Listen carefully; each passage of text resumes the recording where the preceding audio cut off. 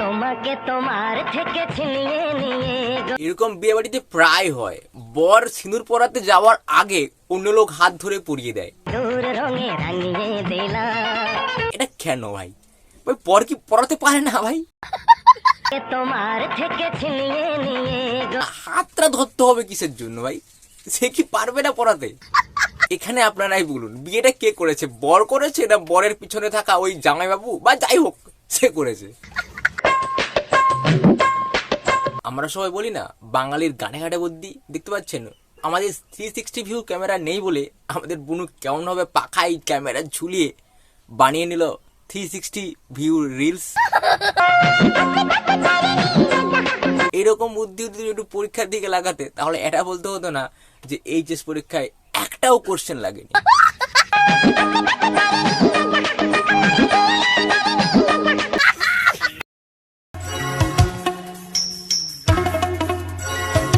বান্ধবী, আমি তোকে কতবার বলবো ভাই, তুই একটু বরকে সামলা। এরকম রাস্তাঘাটে বেরিয়ে রিলস টিলস বানাচ্ছে, সবাই খারাপ বলছে।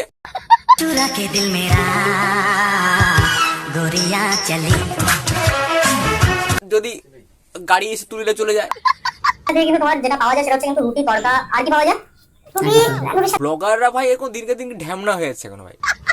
ছোলাটা থাকে, তোমাদের ঘুগনি থাকে। আজকে ঘুগনি আছে, হ্যাঁ আজকে ঘুগনি আছে, রুটি আছে, তড়কা আছে, বা যাবতীয় জিনিস সেগুলো দেখা ভাই।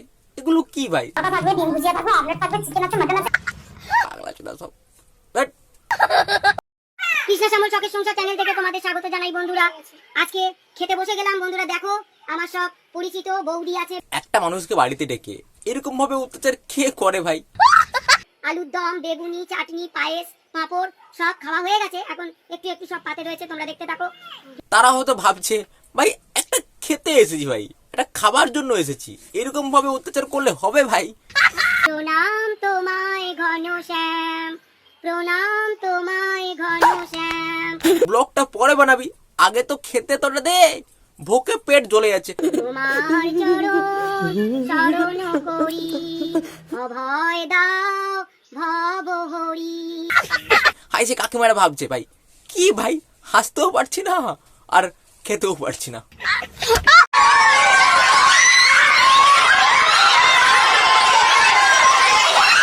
বেশি পাকামি করতে এসেছিল, এবার বুঝ ঠেল ভাই, বিয়ে করবি আর বউ ঠ্যাং তুলে দিচ্ছে, এবার যা।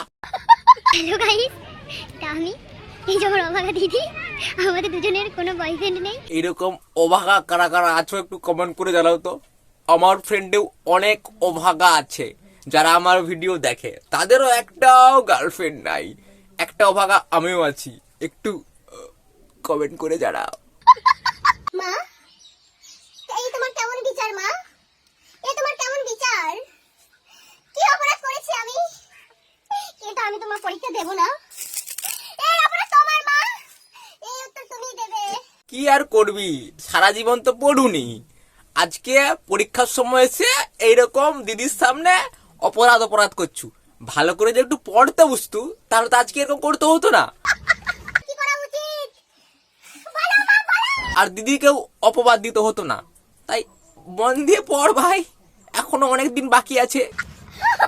আজকে খালি ফুল তুলতে ঢুকলো মালি, ঘুরতে গেছে বাড়ি বাড়ি। আমি তুমি উঠাল পাতাতে। বর বলেছিল ভালো করে একটা রুটি বানিয়ে দাও। আমাদের বৌদি একটা এমন আইডিয়া বের করেছে, রুটি বানাতে কষ্ট আছে ভাই, বরের জেরক্স মেশিন আছে, ওখানে রুটিগুলোকে জেরক্স করে নেব। আমি তুমি উঠাল পাতাতে। ভাই একটাকে করলে তো অনেকগুলো কপি হয়ে যাবে ভাই, একটা রুটি বানালেই কাজ খতম, পয়সা হজম ভাই। বেরেন হয় বেরেন। বলবো কবে তাকে ডেকে। কাকিমা তো বাপের বাড়ি চলে গেছে, কাকু ভাবছে ভাই আমাকেও তো রিলস বানাতে হবে। তাই কি করেছে, কাকিমা ডেস্ক করে কাকুও শুরু করে দিয়েছে। আমি তোমাকে ভালোবাসি, করেছে পাগল আমাকে। আমাদের রিলস তৈরি করা। কেউ করেনি, আমিও করে দিচ্ছি লাইভ। এরকম বর আমি লাইফে দেখিনি ভাই, বরের লাইভ কেউ করেনি বলে বর নিজেই লাইভ করছে ভাই। আমাকে বলতে পারতে, আমি গিয়ে আমার চ্যানেলে লাইভ করতাম, আমার কিছু ভিউজ তো হতো।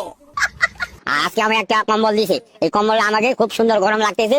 এই কম্বলটা পরে আমি যদি শুই, আমার স্বামী স্ত্রী আমাদের গরম লাগবে ভালো। কাকু যে কথাটা বলেছে ভাই, এটা পারফেক্ট ভাই।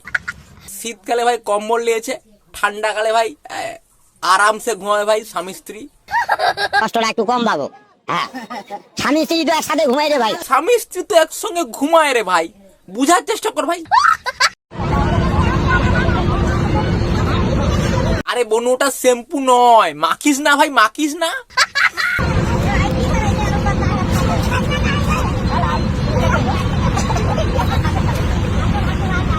শ্যাম্পু হবে এমন ভাবে চুলে মাখাচ্ছে, পুরো পোকা টোকা ছাড়িয়ে দিচ্ছে, ফ্রিতে পেয়ে গেছে না।